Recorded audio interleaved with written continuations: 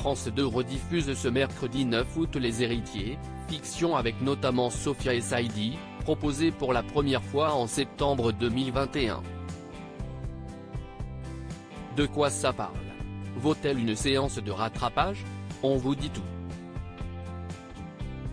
Les rediffusions enchaînent en cette période de vacances scolaires, et elles sont plus ou moins réussies.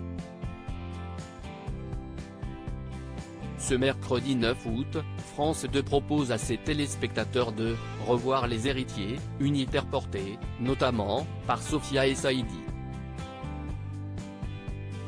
Diffusée pour la première fois en septembre 2021, la fiction avait réuni 3 millions de curieux pour 16,1% du public présent devant son écran de télévision. De quoi ça parle? Faut-il regarder? Les Héritiers, de quoi parle la fiction avec Sophia et Saïdi diffusée ce mercredi 9 août? On a coutume de dire qu'une fiction est portée par ses personnages, c'est indéniable dans le cas des Héritiers.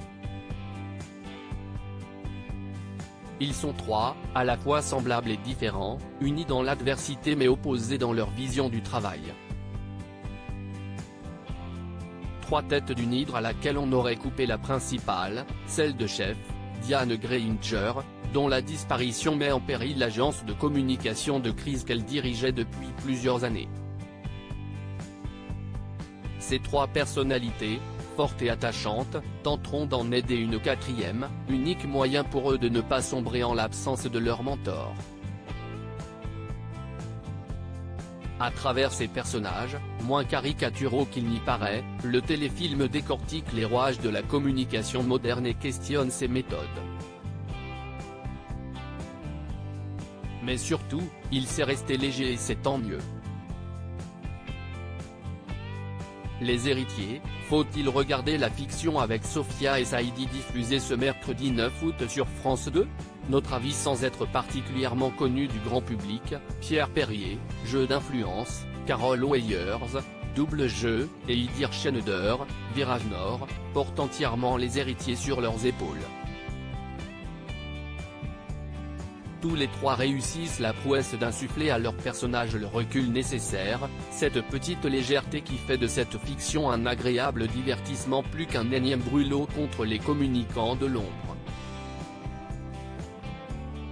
Le trio fonctionne à merveille et on se régale d'assister à leurs disputes de vieux couple entre collègues, tout en s'offusquant du machiavélisme de certaines de leurs méthodes.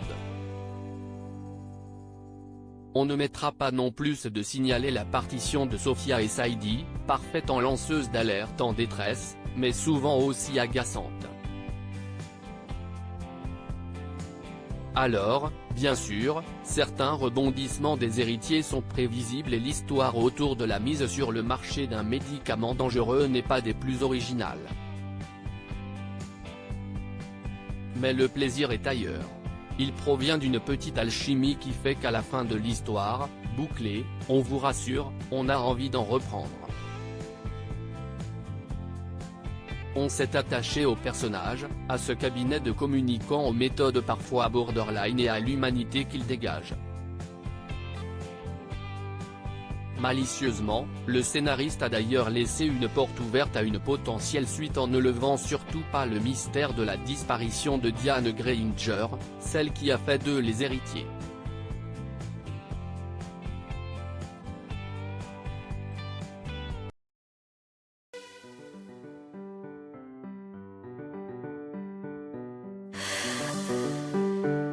나